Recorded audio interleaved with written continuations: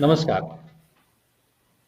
लोकायन संस्थान द्वारा राजस्थान कला एवं संस्कृति विभाग के सहयोग से 15 दिवसीय ऑनलाइन कला रंग राग बीकानेर साहित्य कला संस्कृति एवं थिएटर फेस्टिवल में आप सभी का स्वागत है। ये इस फेस्टिवल का तीसरा एडिशन है और डिजिटल फर्स्ट एडिशन है। हमें उम्मीद है बदलते वक्त के साथ आप एक दूसरे तक पहुंचने, जुड़ने और संवाद के नए तरीकों का भरपूर आनंद ले रहे होंगे। आज हम बातचीत करेंगे theatre in the era of web series. हमारे साथ आज के मेहमान हैं श्री राजेश तैलंग, श्री गोपाल दत्त तिवारी और श्री दीपक गेरा।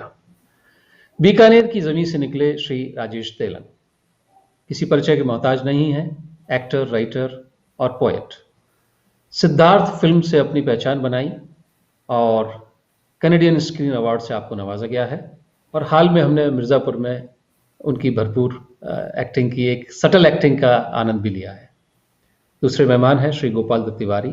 आप नैनीताल से हैं, आप भी नेशनल स्कूल ऑफ ड्रामा से ग्रेजुएट हैं और टीवीएफ और तमाम वेब सीरीज में हम उनको देखते हैं। और तेरे नाम, मुझे कुछ कहना है और फिल्मस्तान जैसी नेशनल अवार्ड फिल्म में आपने एक्टिंग की है। हमारे साथ तीसरे मेहमान हैं दीपक गेरा जी।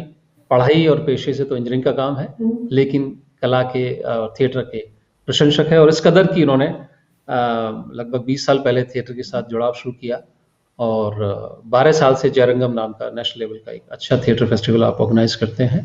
इस बार आपने भी पहला डिजिटल एडिशन शुरू किया। हम जानेंगे उनसे उनके इस एक्सपीरियंस के बारे में। पहला जल्दी से सवाल लेते हुए पृष्ठभूमि जिससे लोगों के को ताज़ा हो जाए। राजेश जी, बीकानेर में थिएटर करके नेशनल स्कूल ऑफ ड्रामा, फिर दिल्ली में ही थिएटर करना और फिर मुंबई और फिर दिल्ली और मुंबई के बीच सामंजस्य, इस यात्रा के बारे में जो खास बातें हैं आपसे जानना चाहेंगे। ये तो बड़ी लंबी यात्रा है, वो इतना जल्दी क्या बताऊं। हालांकि आपने परिचय में एक चीज कही, उसमें थोड़ा सा परिवर्तन करना चाहूंगा। मुझे सिद्धार्थ के लिए कैनेडियन स्क्रीन अवार्ड मिला नहीं था, मैं नॉमिनेट हुआ था best actor in a leading role के लिए। हालांकि मुझे कुछ और अवार्ड मिले थे उसके लिए। तो सिद्धार्थ मेरे लिए बहुत महत्वपूर्ण पड़ाव है मेरी जिंदगी का। और वो कैनेडियन स्क्रीन अवार्ड नॉमिनेशन भी काफी इम्पोर्टेंट है मुझे लगता है, क्योंकि वो बहुत बड़े एक्टर्स के साथ था। जेक जिलेनहॉल, ब्रेंडन ग्लीसन और इस तरह के डेनियल रेडक्लिफ, तो बहुत बड़े हॉलीवुड के एक्टर्स के साथ था। तो वो अपने आप में मेरे लिए, वो न मिलना भी, सिर्फ नॉमिनेट होना ही बड़ी बात है। एनीवे, तो मेरी यात्रा तो बीकानेर से ही शुरू हुई और बीकानेर, मैंने जयपुर में भी थोड़ा बहुत काम किया और मुझे लगता है राजस्थान में रंगमंच बहुत अच्छी स्थिति में है। बीकानेर और जयपुर अपना अच्छा योगदान देते हैं उसमें। और दिल्ली में आना हुआ नेशनल स्कूल ड्रामा की वजह से। और उससे पहले भी मैं जब मैं बीकानेर में थिएटर कर रहा था, तब भी मैं बीकानेर और दिल्ली दोनों में थिएटर कर रहा था, सिर्फ बीकानेर में नहीं कर रहा था। और उसके बाद बॉम्बे का रुख किया और आपने जो बताया, और बॉम्बे में अभी मैं दिल्ली बेस्ड एक्टर हूँ और तो बॉम्बे आना जाना रहता है काम के सिलसिले में, लेकिन वो करता रहता हूँ। और एनएसडी से जुड़ाव है, 10 साल पढ़ाया वहाँ पे, तो उस तरीके से है। मैं क्या बताऊं। दीपक जी, आप ड्राई डिपार्टमेंट जो कहा जाता है, पीडब्ल्यूडी, जेडीए, वहाँ आपने सेवाएं दी। मुझे ध्यान है जयपुर की सबसे महत्वपूर्ण प्रोजेक्ट जेलन मार्ग वो आपके ही करकमलों से हुआ। फिर ऐसे में थिएटर की सुगबुगाहट कैसे शुरू हुई और फिर आपने उसको एक अमली जामा पहनाया कि एक फेस्टिवल के तौर पर, और उससे पहले भी जयरंगम से पहले भी आपने सफल आयोजन किए हैं। उस यात्रा के बारे में संक्षिप्त जानना चाहेंगे। थिएटर की शुरुआत जिसे कहें वो तो स्कूल डेज में हो गई थी, लेकिन अब उसको मैं थिएटर कहूँ तो वो बहुत बड़ी बात होगी। हर स्कूल में एक छोटा मोटा ड्रामा क्लब होता है, तो जिसे कहें कि सांस्कृतिक गतिविधियां या को करिकुलर एक्टिविटी। हालांकि व्यक्तिगत रूप से मैं मानता हूँ इसे को करिकुलर एक्टिविटीज नहीं कहना चाहिए, मेरे हिसाब से तो वो मेन स्ट्रीम ही है। आज की डेट में भी वो मेन स्ट्रीम ही होना चाहिए एजुकेशन सिस्टम में। क्योंकि अगर मैं ये मानूं कि एक छोटे मोटे ड्रामा क्लब के रूप में जो वहाँ शुरुआत हुई और आज तक मेरे साथ जिंदगी में वो जुड़ा हुआ है, तो वो शायद वो मेन स्ट्रीम में होता होगा, को करिकुलर नहीं होता। तो स्कूल में जो एक्टिंग करते थे ठीक है, ड्रामा होता था, एनुअल फंक्शन होते थे, कभी-कभार स्कूल से बाहर भी चले जाते थे। लेकिन कॉलेज के बाद जब नौकरी में आए तो शायद मुझे लगता है कि एक्टर बनना ज़िंदगी में सबसे बड़े साहस का काम है। जब आप एक सिक्योर नौकरी में आ गए तो हम एक्टिंग और ड्रामा को भूल गए। और एक लंबे अंतराल बाद जब ज़िंदगी में कुछ सेटल हो गए तो हमने सोचा कि चलो कुछ ड्रामा-वामा किया जाए। तो कुछ मित्रों ने मिलके ये एक सोसाइटी की स्थापना की और ये थिएटर फेस्टिवल को शुरू किया। But again I will say, और हमारे पास 2-2 दिग्गज एक्टर भी बैठे हैं। आई विल से कि ये वास्तव में बहुत बड़े साहस का काम है, इस करियर को चुनना, उस पे आगे बढ़ना और रोज उसकी नई संभावनाएं तलाशना और उसे जंग लड़ते रहना। I welcome both of you, Rajesh and Gopal. Thank you sir. तो पुनीत, इस तरह से कॉलेज में जो शौक था वो धीरे धीरे फेस्टिवल में बना, और because of love of all the artist and extreme love of audience, festival बड़ा हो गया। This is destiny going on. बदलते वक्त के साथ में पहले टेलीविज़न पॉपुलर हुआ काफ़ी, फिर टेलीविज़न एक्सेस में पॉपुलर हो गया, तो थोड़ा सा लोगों का पेट भी भर गया उससे, फिल्म्स की तरफ वापस से लोग जुड़ने लगे। ओटीटी ऐसे में एक पॉपुलर मीडियम आया, और ख़ासतौर से इस लॉकडाउन के पीरियड में जब कंपल्सिव था, लोगों के पास में चॉइस नहीं थी बाहर जाना, घर पे रहना एक मजबूरी थी, तो ऐसे में इस ओटीटी प्लेटफॉर्म को भरपूर हवा मिली। राजेश जी, आपकी परफॉर्मेंस मिर्ज़ापुर 1 और 2 दोनों में ही लोगों ने भरपूर सराही है। जब पूरी सीरीज में वायलेंस पीक पर है और आपका साइलेंस पीक पर है, कहाँ इतना लाउड, इतना नॉइजी सब कुछ हो रहा होता है, और the subtle way you are playing. आपने जो इंटरनेशनल लेवल के जो एक्टर्स हम जिनको मानते हैं, चाहे वो इरफान साहब हों, मोतीलाल जी, जो भारतीय सिनेमा के परिप्रेक्ष्य में मैं बात करूंगा, दिलीप साहब, ये जानते हैं कि साइलेंस की, बच्चन साहब, साइलेंस के साथ कैसे प्ले किया जाए। तो मतलब आपकी प्रेजेंस पूरे टाइम वो इतनी एंगेजिंग होती है, जब भी, हालांकि आप चुप हो रहते हैं तब भी। तो ये इवॉल्व था, मतलब आपका होमवर्क था, क्या था? देखिए, क्या कहते हैं, मैं ये कहना चाहूंगा कि ये जो आपने शब्द इस्तेमाल किया सटल, उससे मैं बहुत ज्यादा क्या कहते हैं इत्तेफाक नहीं रखता हूं। मेरे हिसाब से एक्टिंग ना तो लाउड होती है ना सटल होती है। एक्टिंग या तो ट्रूथफुल होती है या फॉल्स होती है। तो वो कैरेक्टर पे डिपेंड करता है कि वो कैरेक्टर कितना लाउड है, ज्यादा बोलने वाला है, नहीं बोलने वाला है, वो उस पर डिपेंड करता है। बट एक्टिंग तो ट्रूथफुल होती है या फॉल्स होती है। तो हमारी कोशिश हमेशा यही रहती है, चाहे डायलॉग है चाहे ना है, वो, और डायलॉग एक्टिंग का एक हिस्सा मात्र है। मुझे यह लगता है जो डायलॉग, दो डायलॉग्स के बीच में ट्रांजिशन जो होता है, वो ज्यादा एक्टिंग का हिस्सा होता है। असली एक्टिंग तो वही है, सिर्फ डायलॉग बोलना नहीं है। और अब बाय चांस मेरे कैरेक्टर, ये मिर्जापुर का आपने खास तौर पे जिक्र किया, वो कैरेक्टर ऐसा था जो कम बोलता है या एक अलग तरह की विचारधारा को रख के चलता है, तो वही कोशिश की मैंने कि उसके ट्रुथ को पकड़ पाऊं। और लेकिन आप वहीं एक मेरी एक और सीरीज है सिलेक्शन डे, उसमें देखेंगे तो मेरा कैरेक्टर बिल्कुल अलग तरीके का है। तो वो डिपेंड करता है कैरेक्टर पे। तो इस पूरे जब ओटीटी इतना प्रोमिनेंट है, वेब सीरीज का बोला वाला चारों तरफ है, और अभी बढ़ रहा है और बढ़ेगा, इंटरनेशनल प्रोडक्शन हाउसेस इस दिशा में आ चुके हैं, ऐसे में एक्टर के साथ सामंजस्य कैसे स्थापित किया जाए बतौर एक्टर और डायरेक्टर? नहीं, थिएटर देखिए, अब उसमें ओटीटी का कोई लेना देना नहीं है। आप थिएटर के लिए कितना वक्त निकाल पाते हैं और थिएटर कितनी रोजी रोटी दे पाता है, ये एक सवाल हमेशा से ही था।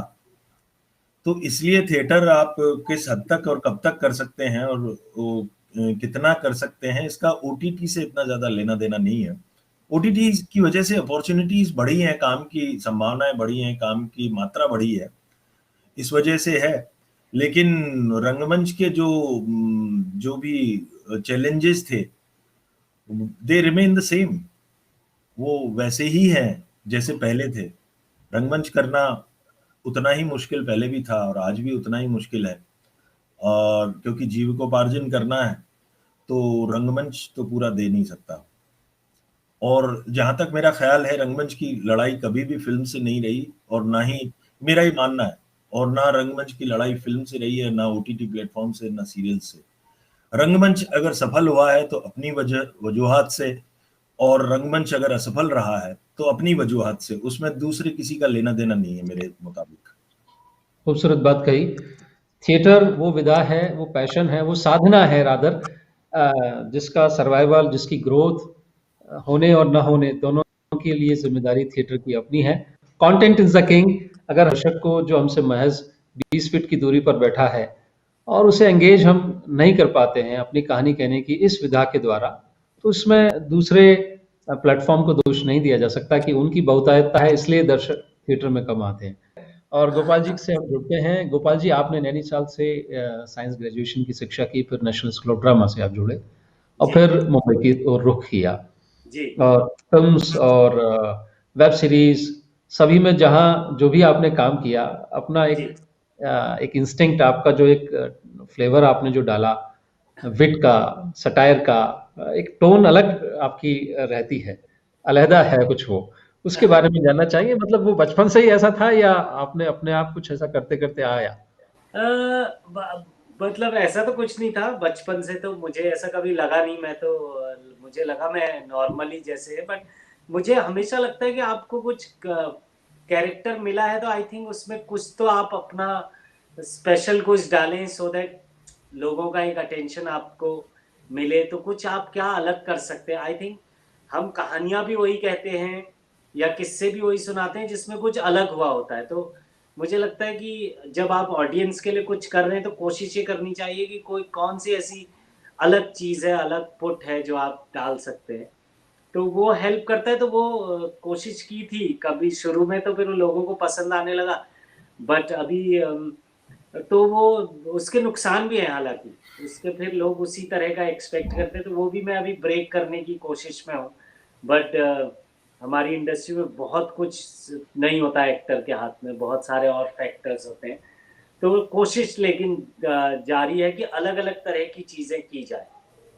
जी, बहुत सारे नौजवान चकाचौंध में आ जाते हैं कि फिल्म और टेलीविज़न की जो सक्सेस होती है, जो ग्लैमर होता है, जो नेम फेम होता है, मनी होता है, उससे जो लोग जल्दी ही प्रभावित हो जाते हैं, खास तौर से युवा पीढ़ी के नए बच्चे।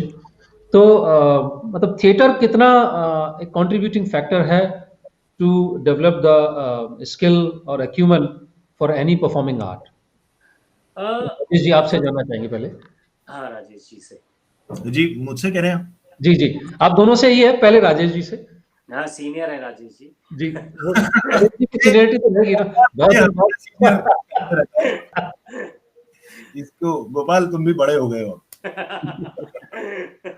राजेश भाई, मैं आपका शिष्य ही रहूंगा। नहीं भाई, मैं गोपाल के लिए ऐड करना चाहूंगा, गोपाल की परफॉर्मेंस में वो जो ह्यूमर और वो होता है, सटायर होता है और वो पंच होता है, उसके साथ साथ एक बहुत गहरा विजडम भी होता है। और मुझे लगता है वो गोपाल की गहराई, उसकी पढ़ाई, उसकी साहित्य से जुड़ाव, इन सब वजह से है। तो मुझे गोपाल में सबसे जो बेहतर लगता है कि उसकी मजाक में एक एक एक विजडम छिपा होता है हमेशा। तो बहरहाल आपने जो सवाल पूछा था, वो सवाल थिएटर, देखिए थिएटर एक ओवरऑल आर्ट है ना, सारी चीजों का सम्मिश्रण है। तो ये आपको मेरे ख्याल से आपको एक अलग तरह की जीवन जीने की कला भी सिखाता है कहीं ना कहीं। और असली तो वही है, अगर आप जिंदगी को ठीक से जीना आए और सारे विषयों को और सारी कलाओं को और एक समग्रता से देखने की सोच पैदा हो कि आप किसी भी चीज को देखें और उसको उससे रिएक्ट करें, तो किसी भी घटना को देखें और उससे रिएक्ट करें, तो उस रिएक्शन में उसका हर पहलू छुपा होना चाहिए।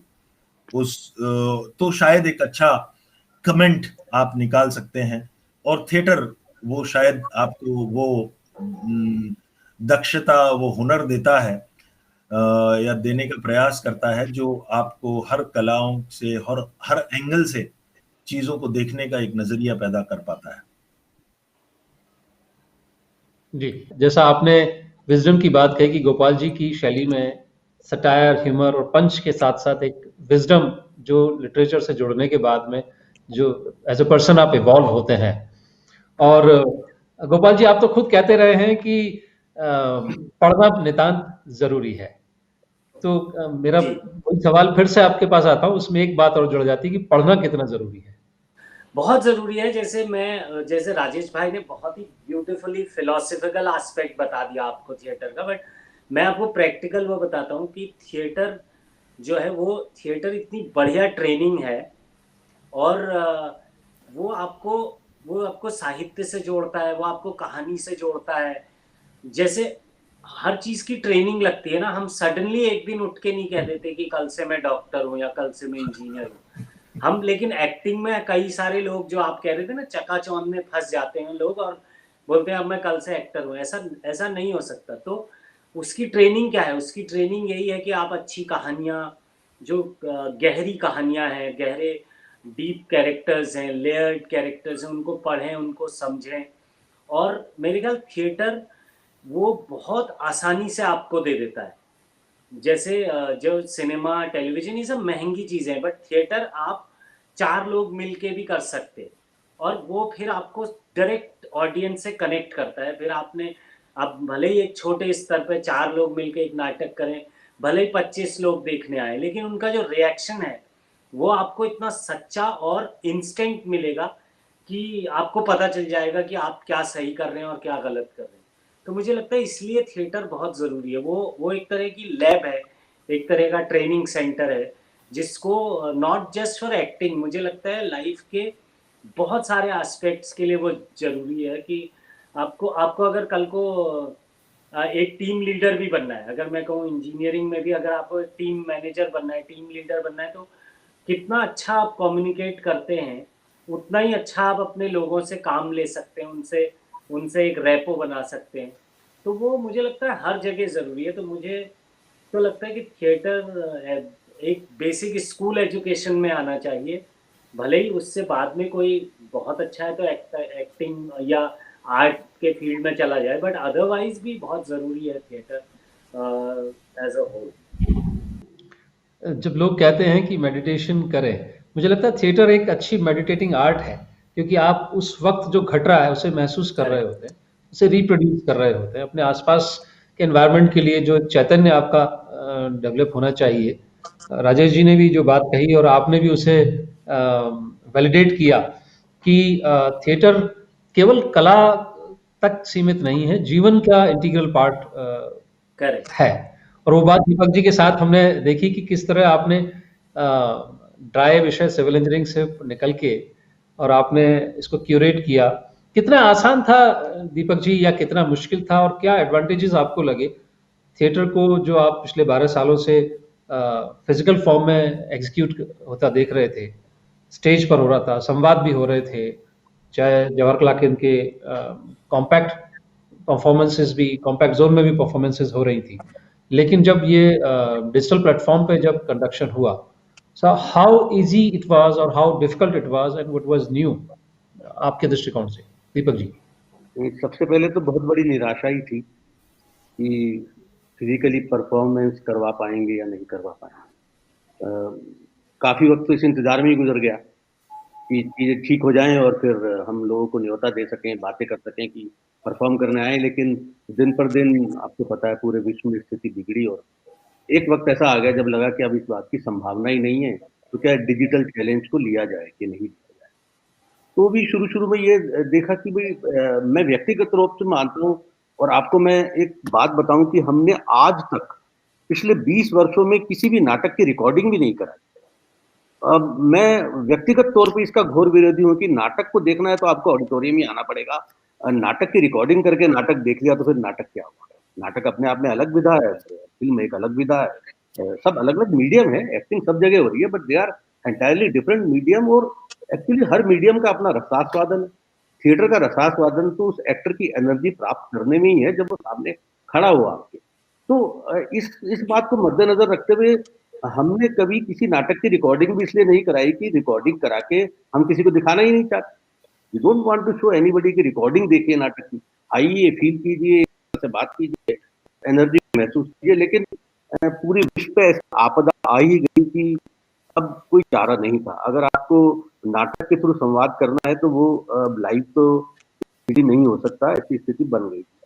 तो भी हमने सोचा कि चलो ठीक है, 3-4 अच्छे से नाटक की रिकॉर्डिंग हमको दिखाएंगे, क्योंकि जब भी आप रिकॉर्डिंग दिखाओगे तो ये बड़ा आसान है, हर आदमी उसको कंपेयर करेगा नेटफ्लिक्स से और उससे, क्योंकि आपकी ऑडियो विजुअल क्वालिटी उस लेवल की नहीं हो सकती।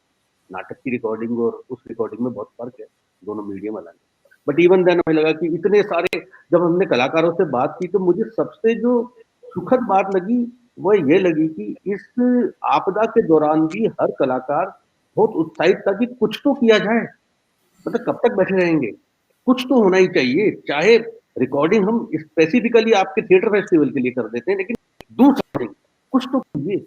ये इतना लंबा अंतराल जो आ गया है, घर बैठे बैठे आदमी इस बीमारी से जूझते बहुत परेशान हो चुका, लेकिन जो कलाकारों का उत्साह था, तो हुआ यूं पुनीत कि हमने सोचा कि हम 6-7 नाटक कर लेंगे और फेस्टिवल की एक फॉर्मेलिटी भी पूरी हो जाएगी, 2 ईयर भी नहीं बचेगा। लेकिन फाइनली ये हुआ कि हमारी संख्या 127 तक पहुंची, जिसमें भी ये फिर मॉडल बनाया गया कि चलो हम 40 वर्कशॉप करते हैं। बहुत सारे पैनल डिस्कशंस किए जो कि दुनिया भर के लोगों को का इन्वॉल्वमेंट हो गया उसमें, और कुछ नाटक स्पेसिफिकली लोगों ने फेस्टिवल के लिए भी बनाए। और मैं कहूँगा कि इस फेस्टिवल नहीं बल्कि इस बीमारी ने, हालांकि जो बहुत बड़ा अभिशाप थी, लेकिन एक वरदान भी दिया कि I have seen few place which are done only digital. कुछ नाटक ऐसे जो डिजिटली ही किए जा सकते हैं, ये मैंने देखा जब कुछ लोगों ने कुछ प्रकार के नाटक किए। मुंबई में ऐसा प्रयोग अतुल कुमार ने किया, सुनील शानबाग ने अपने पुराने नाटकों के साथ ये प्रयोग किया, अभिषेक मजूमदार ने बंबई बेंगलोर से नाटक भेजा। तो दिस वाज वेरी सरप्राइजिंग। वो इस तरीके के नाटक थे कि जो कि केवल डिजिटली ही किए जा सकते हैं। तो ठीक है, एक नए मीडियम की संभावना अगर पैदा होती है और एक ऑडियंस बेस भी बहुत बड़ा बनता है, तो ब्लेसिंग इन डिसगाइज यही रही कि आप ग्लोबल हो गए, वर्ल्ड इज बिकम ग्लोबल। आपकी रीच बहुत छोटे से प्रेक्षागृह से ना होके बहुत बड़ी तक होगी। लेकिन फिर भी मैं कहूँगा कि जो लाइव देखने का जो सुखद आनंद है, जो वो एहसास है, वो डिजिटल से तो पूरा नहीं हो सकता। डिजिटल के और प्लेटफॉर्म मौजूद हैं और मीडियम मौजूद हैं, वो चलते रहेंगे। थिएटर तो तभी होता है जब सामने देखा जाए। खास तौर से एक्टर के लिए जो एनर्जी गेन होता है ऑडियंस से, जो एनर्जी रिबाउंस होती है, वो डिजिटली पॉसिबल नहीं हो पाती, क्योंकि आप रिकॉर्डेड प्लेटफॉर्म में आप अपने मन में ही कुछ किए जा रहे हैं, जो आपने सोचा है, जो इंस्टिंक्टिव चीज होती है, जो उस वक्त खेल जाना जिसको कहते हैं। राजेश जी, आपके साथ में भी ऐसा कुछ हुआ होगा कई बार कि आपने रिहर्सल्स में जिस तरह से तैयार किया अपने आप को, उस किरदार को, और वो जब एग्जीक्यूट करने लगे तो कुछ एक इंस्टिंक्ट उस वक्त पैदा हुई और एक नई चीज अपने आप जुड़ गई। ऐसा कोई संस्मरण, या आप इस बात से सहमत हैं? ये तो मेरे ख्याल, मैं आपकी हालांकि पूरी बात नहीं सुन पाया हूँ, बावजूद उसके मैं आपके सवाल का सार समझ रहा हूँ। देखिए, ये तो हमेशा ही होता है थिएटर में कि जब आप जनता के सामने जाते हैं, उसके बाद आपके अंदर एक अलग चीज घटित होती है, क्योंकि वो एक इंटरेक्शन है ऑडियंस और आपके बीच का, किसी भी प्रकार का। तो आपको बदलाव मिलता है, और हमेशा, और हर शो अलग होता है, और यही खूबसूरती है थिएटर की कि हर शो अलग होता है, और सेम उसका तेवर, उसका फ्लेवर नहीं रह सकता हर शो में। जैसी ऑडियंस होती है, जैसे रिएक्शंस मिलते हैं, उसके हिसाब से बदलाव होता है। कई दफा आपको अपना सच रिहर्सल में नहीं मिलता, वो परफॉर्म करते हुए आपको अचानक यूरेका मोमेंट होता है ऑडियंस के सामने, और आपको महसूस होता है, अरे ये सच था जो मैं इतने वक्त से पकड़ने की कोशिश कर रहा था और रिहर्सल में कभी पकड़ नहीं पाया, और ये है सच, ये है सुर इसका, ये है दुनिया, जिस दुनिया का ये बाशिंदा है, और लोगों तक ये किस प्रकार से पहुंच रहा है। तो ये हर बार मुझे लगता है कि ये बदलाव होता है, और थिएटर की खूबसूरती ही यही है। और दीपक सर ने जो कहा, वो मैं उनसे पूरी तरह से सहमत हूं कि थिएटर का रिकॉर्डिंग कभी नहीं हो सकती। वो एक महज डॉक्यूमेंटेशन पर्पज के लिए पर्पस के लिए आप उसको रिकॉर्ड कर लें तो ठीक है, बट उसकी रिकॉर्डिंग से आप वो कभी भी नहीं कर सकते, रंगमंच कभी पैदा नहीं हो सकता, बिकॉज कहते हैं ना कि theatre doesn't happen on stage, it happens in the auditorium, in the audience. तो वो आप ऑडियंस को कैसे कैप्चर करोगे? वो तो घटित वहां हो रहा है, नाटक स्टेज पे हो ही नहीं रहा एक तरह से। तो अब ये दुखद स्थिति भी है कि आज के जमाने में हमें हर चीज ऑनलाइन करना पड़ रहा है। देखिए, यही बातचीत अगर हम लोग एक साथ बैठ के करते तो उसका कितना अलग अंदाज होता, और कितना कुछ हमें एक दूसरे से जानने समझने का मौका मिलता। थिएटर वाला जुड़ाव तो अभी भी संभव नहीं हो पा रहा है। तो अब देखिए, लेकिन कलाओं में एक ये बहुत बड़ी क्या ताकत है, और इंसान में भी ये ताकत है कि कैसी भी परिस्थितियां हो जाए वो कोई ना कोई नई चीज गढ़ लेता है। तो शायद हम लोग की मजबूरी अगर ये चलती रही या जितनी चली है उसमें हम कुछ और नया खोज कर पाए, और कुछ एक नया माध्यम होगा। वो थिएटर तो नहीं होगा, वो फिल्म भी नहीं होगी, कोई एक नई चीज पैदा हो, वो क्या होगी वो वक्त बताएगा। Well said. बदलते वक्त के साथ चीजें बदलती रहती हैं। हाँ, वो कितने सफल होंगी, कितनी अच्छी लगेंगी या मजबूरी में अच्छी लगेंगी, वो एक अलग बात है। गोपाल जी, आपके पास में आता हूँ जी। आपने एडवर्टीजमेंट्स भी किए हैं और वेब सीरीज वगैरह भी की है, जी। फिल्म्स भी की हैं, थिएटर भी किया है।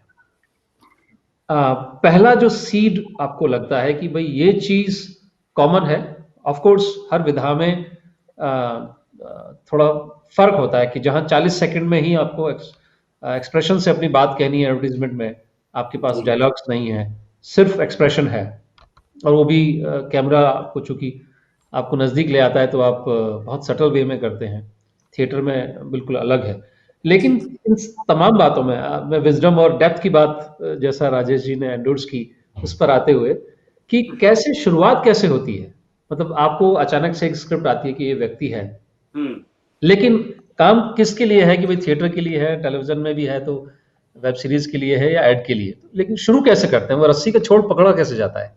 देखिए, वो है काफी अच्छी इंटरेस्टिंग सवाल है आपका कि बात यह है कि हम कर क्या रहे हैं इस सब के थ्रू, चाहे वो एडवर्टाइजिंग हो, चाहे वो सिनेमा हो या वेब सीरीज, व्हाटएवर। हम कम्युनिकेट कर रहे हैं, हम एक आइडिया पहुंचा रहे हैं दूसरे तक ना। हम माध्यम है एक किसी का आइडिया पहुंचाने का। अब अगर वो उसके फॉर्म्स बदलते हैं, अगर हम एडवर्टाइजिंग कर रहे हैं तो हम किसी चीज को बेचने का आइडिया पहुंचा रहे हैं लोगों तक। तो वो आइडिया, वो सुपर ऑब्जेक्टिविटी समझना बहुत जरूरी है। एक बार वो सुपर ऑब्जेक्टिविटी आप समझ गए तो कोर वो है, तो उसके अराउंड बाकी सब उसको सजाने की चीजें, वो भले ही वो म्यूजिकल हो, ह्यूमरस हो, ट्रेजिक हो, वो बाकी सब उसके आइडिया को कैसे डेकोरेट करके पहुंचाएं वो सब। लेकिन मेन आइडिया है, मेन चीज है कि आइडिया हम कम्युनिकेट करें कि मेरे को जो आइडिया दिया है राइटर ने, मैं पात्र हूँ, मुझे वो जनता तक पहुंचाना है, लोगों तक पहुंचाना है, ऑडियंस तक पहुंचाना है। तो वो मुझे लगता है वो की थिंग है कि आप वो आइडिया पकड़ ले। ठीक, तो वो आइडिया आपने पकड़ लिया, फिर आपका अपना जो होमवर्क है एक्टर का, फिर उसमें डेकोरेट अलग अलग एलिमेंट से करके और फिर उसे एग्जीक्यूट किया जाता है। कमिंग टू दीपक जी, जैसा राजेश जी ने एक बात रखी शुरुआत में कि कितना जीविकोपार्जन के जो अपॉर्चुनिटीज़ हैं थिएटर के ज़रिए, वो पॉसिबिलिटी कितनी है, क्योंकि अंततः शाम के वक्त का जुगाड़ तो चाहिए ही ना, आप काम धंधा कुछ भी करें। तो ऐसे में चूंकि आपने इतने सारे एक्टर्स को जयपुर में इस कुंभ के मेले में आप बुलाते रहे हैं, और कुछ एक्टर्स तो हर साल साल दर साल आते रहे हैं, नामचीन एक्टर से लेकर के सभी एक्टर्स जयपुर में जयरंगम में आए ही हैं। आपको क्या लगता है कि थिएटर के थ्रू सर्वाइवल या theatre plus all application of theatres किस तरह से सामंजस्य बनाते हुए सर्वाइवल या ग्रोथ पॉसिबल है? देखो, वन लाइन में तो कहूंगा कि ये बहुत डिफिकल्ट जॉब है। आप ये सोचो कि थिएटर के थ्रू ही एक्सक्लूसिवली सर्वाइवल हो जाए तो ऐसा तो 5000 साल में ही नहीं हुआ, तो ऐसा अचानक कल हो जाएगा ये मैं बिल्कुल भी नहीं मानता। बिल्कुल इस बात से मैं एकमत नहीं हो सकता। ऐसा एक्सेप्शन ज़रूर है, बहुत लोग कहते हैं कि they only survive on theatre, ऐसा नहीं है कि एक्सेप्शन नहीं हो सकता। पर बहुत बड़ा सर्वाइवल थिएटर पे नहीं है, लेकिन मेरे हिसाब से है ना, इस प्रश्न पे एक चर्चा होनी ही बंद हो जानी चाहिए। इसका कोई मतलब ही नहीं है। थिएटर कभी भी 5000 साल से भी इसलिए कभी भी नहीं बना, कॉमर्शियल थिएटर जैसी कोई चीज़ है नहीं। जो प्रोफेशनल थिएटर है उसको अमूमन लोग कन्फ्यूजन में कॉमर्शियल थिएटर कह देते हैं। कोई डेडिकेटेड एक्टर हैं, वो रात दिन अगर एक्टिंग करते हैं और उनको डिफरेंट मीडियम में जाने का मौका मिलता है, चाहे वो सिनेमा हो, चाहे टीवी हो, चाहे वेब सीरीज हो, तो it is the change of medium for an actor. तो थिएटर तो एक अखाड़ा है, एक एक जबरदस्त रिहर्सल रूम है, एक ट्रेनिंग सेंटर है। वहां पे एक एक्टर को ट्रेनिंग लेनी चाहिए। हमारे फॉर्मल एजुकेशन सिस्टम में तो ऐसा है नहीं कि हर स्कूल के पाठ्यक्रम में, चाहे सीबीएसई बोर्ड हो, चाहे कोई और स्टेट का बोर्ड हो, उसने थिएटर एजुकेशन को रख रखा हो बड़ी मुस्तैदी तौर पे, ऐसा नहीं है। तो हर शहर में, चाहे छोटा हो चाहे बड़ा हो, थिएटर होता है, हर रूप में होता है। एक एक्टर को चाहिए कि उसी को अपना स्कूल माने, वहां पे ट्रेनिंग ले। लेकिन अब चूंकि ये एक इनफॉर्मल सेटअप है, तो इसलिए बहुत ही व्यक्तिवादी अप्रोच हो जाती है कि वो उसको कितना सीरियसली लेता है। अगर आपके यहाँ थिएटर हो रहा है, यू टेक इट सीरियसली। आप अपनी ग्रूमिंग कीजिए, अपने आप को बढ़ाइए, अपनी कम्युनिकेशन को बढ़ाइए, अपनी पर्सनैलिटी की ग्रोथ कीजिए, and then come in the field. तो थिएटर एज एन इंस्ट्रूमेंट तो आपके किसी भी प्रोफेशन को किसी भी ऊंचाई पे ले जा सकता है। दैट आई कैन कि थिएटर एक ऐसी ट्रेनिंग है, एक ऐसी ऐसी जगह है जो आपको बहुत से बड़ा मुकम्मल जहां दे सकता है। अब आप सोचो कि थिएटर को ही रोजी रोटी बनाए तो वो नहीं हो सकता, उसके अपने बुनियादी कारण है। थिएटर एक ऐसे ऐसा मीडियम है जिसमें सबसे ज्यादा ह्यूमन इंटरवेंशन, हर जगह बहुत सारी टेक्नोलॉजी काम में आ जाती है। There are so many technical things जो आपको रोजगार दे सकती हैं, पर थिएटर में ऐसा नहीं है। Theatre is tragic art. आज जो थिएटर हुआ है, कल वैसा का वैसा थिएटर नहीं होगा। किसी भी परफॉर्मेंस के लिए पॉसिबल नहीं होता। आज जो परफॉर्मेंस हो गई वो आज के लिए समाप्त हो जाती है। It is a tragedy with this performance, it is a tragic art. कल वो नए ढंग से होगी, नए स्पेस में होगी, एक्टर अपनी नई स्पेस ढूंढेगा, ऑडियंस अलग ढंग से देखेगी। हो सकता है कम्युनिकेशन में कई चेंजेस आ जाएं, कुछ इनोवेशन हो जाएं। Theatre is a very very strong background, ये एक बहुत बड़ी फाउंडेशन है जो आपको दुनिया के किसी भी प्रोफेशन में अव्वल दर्जे पर लाता है। नॉट ओनली एक्टिंग, बट दुनिया के किसी भी प्रोफेशन में, क्योंकि आपकी सारी फैकल्टीज को ग्रो होने का एक मौका मिलता है। तो हमें उस नजरिए से देखना चाहिए, रेदर देन कि हम सोचे कि हम एक्टिंग करते हैं तो थिएटर से ही हमारी कोई रोजी रोटी का जुगाड़ हो जाएगा। वो वाला नजरिया ही मेरे ख्याल से ठीक नहीं है। इसकी possibility theatre is a foundation for future journey. और हम देख ही रहे हैं दो दिग्गज किस तरह से एक आम परिवार के जैसे बच्चे होते हैं, स्कूल गए, इसलिए कॉलेज तो गए। वापस एक बात कहूंगा कि मैंने बिगनिंग में एक बात कही थी, तुमने पूछा कि ये थिएटर फेस्टिवल क्यों शुरू किया, और बहुत से लोग मुझे पूछते हैं कि आप इंजीनियरिंग सेवा में भी इतने सफल हो और थिएटर फेस्टिवल क्यों करते हो। तो मैं बता रहा था तुम्हें कि स्कूल कॉलेज में मैं थिएटर करता था, और मैं ये पब्लिक प्लेटफॉर्म में कहूंगा कि शायद मुझ में इतना साहस नहीं था कि मैं एक्टर बन सकूं। एक्टर बनना और थिएटर करना एक्चुअल में बहुत बड़े साहस का काम है। अगर मैं कंफर्ट जोन में आ गया था तो मैं उसको तोड़ के निकल के स्कूल और कॉलेज वाला अभिनेता कंटिन्यू नहीं रहा, क्योंकि ये एक्चुअल में साहस का काम है। आपको साहस करना पड़ेगा अगर आप कहते हो कि आप थिएटर को जीविकोपार्जन बनाना चाहते हो। You should be daring enough. Well said, well said Deepak ji. और आपकी साफगोई क्या फिर से मैं मुरीद हुआ कि आपने कहा कि मुझ में वो साहस, वो इंस्टिंक्ट नहीं थी, लेकिन आपने, आपके लिए मैं अप्रिशिएट करूंगा कि आपने ऐसे कुंभ का आयोजन शुरू किया जिसमें साहसी लोग अपना साहस और उस अखाड़े में अपनी परफॉर्मेंसेस दे सकें। Hats off to you. और जिस शिद्दत से, नहीं तो चीजें शुरू होती हैं और बुलबुले की तरह खत्म भी हो जाती हैं, और इस क्राइसिस या एक अपॉर्चुनिटी कहें, चुनौती भरे समय में एक नए तरीके से आपने एक सफल आयोजन रहा वो। ये तो नहीं कहूँगा कि असफल था, नया था लेकिन सफल आयोजन रहा। ठीक है, वो थिएटर वाली खुशबू कहीं नदारद थी कि राजेश जी के साथ आज हम चाय की चुस्की और ठंड की ठंडक का एहसास लेते हुए जब बातचीत करते जेके के प्रांगण में, वो बात, वो मजा अपना अलग होता। ऑडियंस के सामने होते है ना, परफॉर्मेंस या प्रोग्राम के बाद में जब लोगों से संवाद होता, लोग जुड़ने के लिए आगे आते, वो गोपाल खुशबू जी के साथ बिताए वो क्षण सबको याद है जयरंगम में, जब गोपाल जी छत पर इतने सारे इनके प्रशंसक इनके आसपास होते थे परफॉर्मेंस के बाद, और वो जो मोमेंट थे, मुझे बहुत अच्छी तरह ध्यान है कि मानव कौल जी ने एक दिन कहा था कि हम बंबई में भी 4-4 बरस तक नहीं मिल पाते, लेकिन जयरंगम के इस शाम में आके हम सब बंबई वालों से मिल लेते। ये जी, जी। ऐसा ऑनलाइन में कहाँ संभव है पुनीत? जी, जी, और मैं बेहतर। कहना चाहूँगा बहुत ही सुंदर फेस्टिवल, एक थिएटर फेस्टिवल जैसा होना चाहिए, उसका आदर्श रूप जो है जयरंगम में देखने को मतलब इतने सुंदर ढंग से ऑर्गेनाइज होता है। फिर उसके बाद जो नाटक के डिस्कशंस हैं, जो लोगों से मिलना हो जाता है, वो बहुत सुंदर है। उसके लिए बहुत-बहुत बधाई है आपको। Thank you. सो जीवट का काम है Rajesh ji, how how to prepare an actor. आपने शुरुआत में कहा कि ओटीटी के आने से अपॉर्चुनिटीज बढ़ गई और आगे भी बढ़ेंगी, तो ऐसे में क्वालिटेटिव बने रहना ज़्यादा ज़रूरी होगा।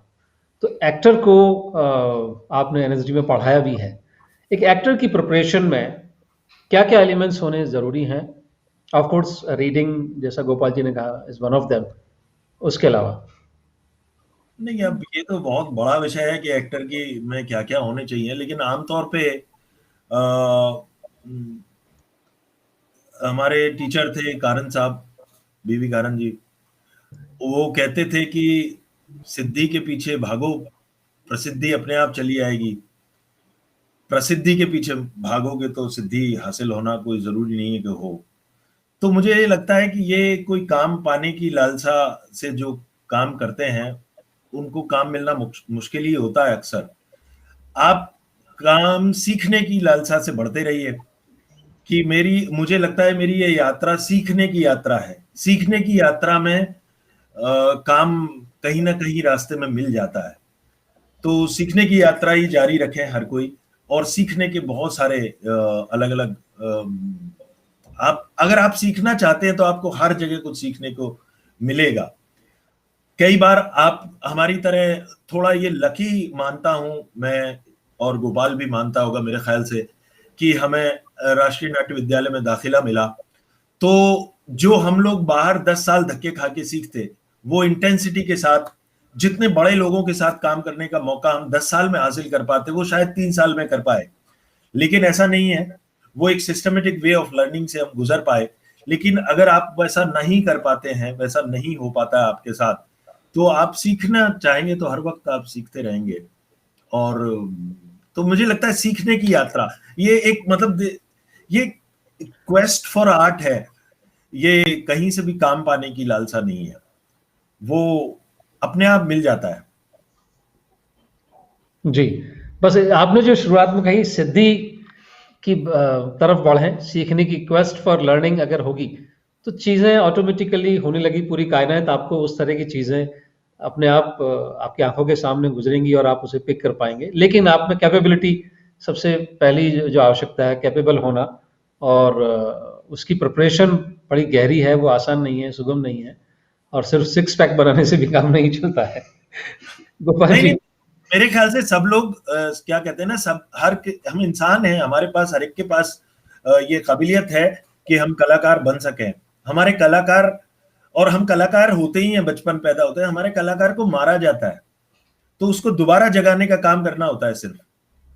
और जैसा दीपक जी ने कहा कि ये साहसी लोग करते हैं, मैं दीपक जी को थैंक यू कहना चाहूंगा कि हमारे जैसे साहसी और दुस्साहसियों का आप जैसे लोग संबल बने, और आप खुद ना साहस कर पाए हो, लेकिन आपने कितने साहसी लोगों को का सहारा बने आप, उसके लिए शुक्रिया। गोपाल जी, आपके पास मैं फिर से आता हूँ। एक एक्टर के लिए कितना मुश्किल होता है सामाजिक परिवेश से लड़ झगड़ कर, या कैसे भी ये कन्विंस करा पाना कि please let me fly, let me हाँ, एक्सप्लोर माई सेल्फ?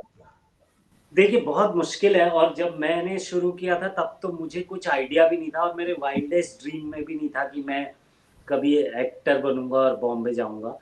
मैंने जस्ट एक थिएटर ग्रुप ज्वाइन किया था नैनीताल में, युगमंच नाम का थिएटर ग्रुप है। मैं उनका मतलब वो आज भी काम कर रहे हैं।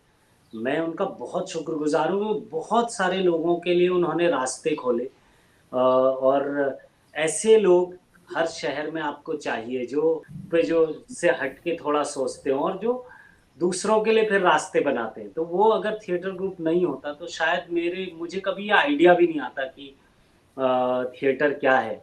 और मुझे पता भी नहीं, मतलब मैंने जब नाटक किया तो मुझे पहली बार मुझे लगा कि हाँ, ये एक चीज़ है जो मुझे पहली बार अपने आप पे कॉन्फिडेंस आया कि ये मैं कर सकता हूँ, ये मुझे करना है। तो वो उसके बाद एक ये जब आपको समझ में आ जाए कि हाँ, मुझे ये करना है, फिर आप सारी लड़ाई लड़ने को तैयार हो जाते हैं। तो वो पहला सीट, पहली हिम्मत उस थिएटर ग्रुप ने दी। तो वो थिएटर ग्रुप भले ही बहुत सारे लोग ऐसे, बहुत सारे छोटे-छोटे शहरों में थिएटर ग्रुप्स हैं जो भले ही बहुत सारे पॉपुलर ना हो, बहुत कमर्शियली कामयाब ना हो, जैसा कि सर ने कहा कि वो मुश्किल होता है। बट ये उनका काम, ये बहुत बड़ा काम है कि अगर आप 2 लोगों को भी जीवन में रास्ता दिखा सकें, तो ये मुझे लगता है ये इनक्रेडिबल है ये बात। और ये ऐसे थिएटर ग्रुप, क्योंकि ये निस्वार्थ भाव से लोग कर रहे होते हैं, अपने पैसे से, नौकरियों के बाद, अपनी दुकान के बाद, ये सब जो मिल-जुल के थिएटर करने की पूरे देश में है ये बात। तो एमेच्योर थिएटर इसलिए बहुत इम्पोर्टेंट है आई थिंक हमारे देश में, क्योंकि जो कमर्शियल थिएटर है जिसमें पैसा है वो तो ऑलमोस्ट एग्जिस्ट नहीं करता है छोटे शहरों में। तो ये ऐसे थिएटर ग्रुप्स आई थिंक बहुत इम्पोर्टेंट है। I think wonderfully explained. और जो अब मैं पूरी चर्चा को समअप करता हूँ, थिएटर रोजी रोटी के लिए नहीं है, थिएटर जीवन के लिए है। जीवन की कला सिखाता है थिएटर, और उसमें आपको लगता है आपकी इच्छाएं जोर मार रही हैं कि एज एन आर्टिस्ट आपको आगे अपनी यात्रा करनी चाहिए, तो निश्चित तौर पर एक्सप्लोर करना चाहिए। और आने वाले समय में अपॉर्चुनिटीज बढ़ेंगी, लेकिन ढेर सारा अभ्यास, अध्ययन, जीवन आसपास जो कुछ घट रहा है उसको समझ करके आपका अपना एक दृष्टिकोण बनाना बहुत ज़रूरी है। जो शुरुआत से ही राजेश जी ने स्ट्रेस दिया, विजडम की बात कही, इंटेलेक्चुअल कैपिटल आपकी डेवलप होती है। It is not merely entertainment. जो आप देखते हैं वो बहुत थोड़ा सा होता है, लेकिन अंदर बहुत कुछ घट रहा होता है, और वो मत करके फिर वो मक्खन थोड़ा सा आपको निकाल के दिखाया जाता है। आप समझते हैं कि ये लल्लू होने की जो एक्टिंग की है, तो ये अंदर से ही लल्लू होगा। आप कभी मिलेंगे, बहुत सारे एक्टर्स को देखता हूँ कि वो लल्लू से एक्टिंग, मतलब दिखने की एक्टिंग करते हैं, और जब आप बातचीत करते हो तो क्या डेप्थ होती है, क्या सोच होती है, क्या नॉलेज होती है उनकी, कमाल होता है वो। तो उम्मीद करते हैं आज की चर्चा आप सबको पसंद आई होगी। चलते चलते कोई बात, हमारे तीनों गेस्ट में अगर कोई बात ऐसी हो जो कहना चाहते हो और इस संवाद में रह गई हो, तो please feel free to express. मैं एक बात कहूँ पुनीत, जी जी। मेरे सामने 2 बड़े दिग्गज अभिनेता बैठे हैं। मैं ये कहूँगा कि दुनिया में सबसे बड़ा प्रोफेशन कौन-सा है, मतलब सबसे कमाल का प्रोफेशन कौन-सा होता है? अगर बहुत सारे स्टूडेंट्स, क्योंकि जयरंगम की ऑडियंस स्टूडेंट्स बहुत ज़्यादा है, 18 से लेके 30 साल के नवयुवक नवयुवतियाँ तादाद में आते हैं, तो मैं उनको हमेशा कहता हूँ कि करियर वो होता है जहाँ पे केवल आदमी की खुद की फैकल्टीज़ काम करती है। मतलब उसके पास कोई और इंस्ट्रूमेंट होना ही नहीं चाहिए, ना तो कॉपी, ना नोटबुक, ना लैपटॉप, ना डेस्कटॉप, ना फ़ोन, नथिंग। यानी कि आदमी की खुद की बॉडी जो है, वही उसका स्कूल है, वही उसकी फैकल्टी है। उससे जो वो एक्सप्रेस करता है, चाहे वो फिर क्रिकेट खेलने वाला सचिन तेंदुलकर हो, चाहे फिर वो कोई अभिनेता हो। This is the biggest profession, क्योंकि भगवान की दी हुई काबिलियत का अल्टीमेट प्रयोग यही है, और यही सबसे बड़े साहस का काम है। Well said. बहुत खूबसूरत बात कही। So this is all for today, and thank you Rajesh ji, Gopal ji and Deepak ji for being with us, और तमाम दर्शकों का शुक्रिया। और हमारे तमाम डिजिटल प्लेटफॉर्म पर ये प्रोग्राम अवेलेबल है, आप ज़रूर देखें, ढेर सारा प्यार दें, अपने सुझाव और कमेंट ज़रूर दें। थैंक्स। Thank you.